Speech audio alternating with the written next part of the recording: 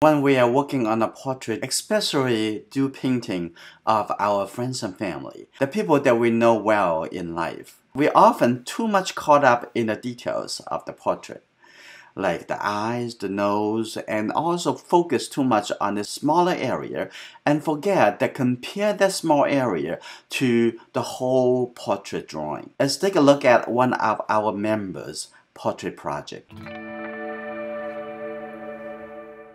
This is the photo reference. This is the watercolor painting in progress. The overall composition and the proportion, that looks pretty good. This eye's a little bit too far away. Second thing is, this area is too much contrast. Should be much smoother. Those are small changes that you can make. The first thing you're gonna do is to use a wet brush and try to lift up and soften those areas. Now it looks a little bit much softer.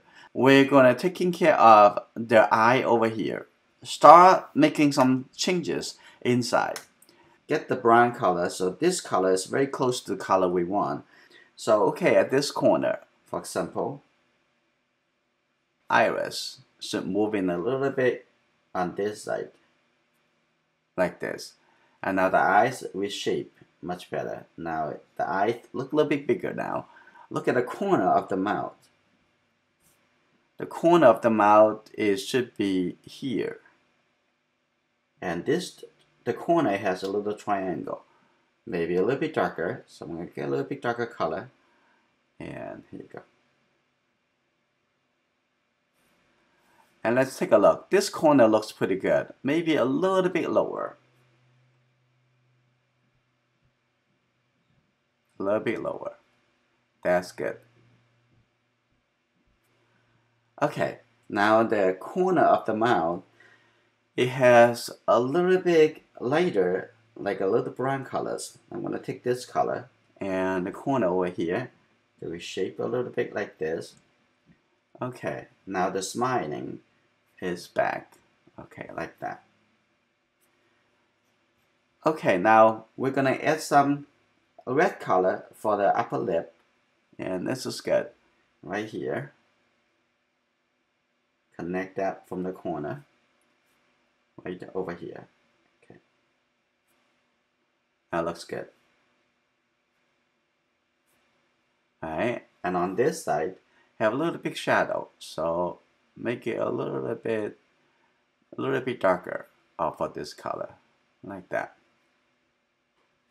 And also, in the corner of the mouth over here, we just make it a little softer. So we are going to expand this, make it this come out a little bit and a little bit more to the left side.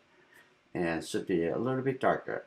So I'm going to pick this a little bit darker color right over here. That's good.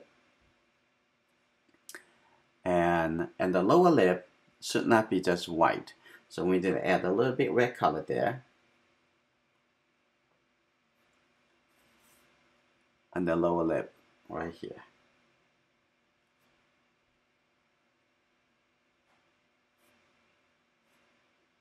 Like that. And over here should be a little bit darker. And under the lower lip, it should be a little bit darker shadow. So I'm going to mix a little bit brown color over here, like this. Add this red, a little bit brown color, and that's it. We need to make this a little bit darker. Have this darker, we can define the distance between the mouth and the chin.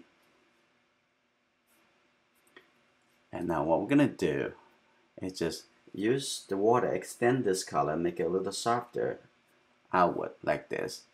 Now that's good. That's good. Now we take a look at and the face area over here should be a little bit darker. So I'm gonna add a little bit red, but that color needs to be a little bit fresh. So I'm gonna take this yellow and the red color together, maybe a little bit blue, which is from the green. That a little bit color like that. And let's take a look. And right over here. Now it's good because the light coming from the top over here, this area a little bit lighter. Now we're going to redefine a little bit of this face over here.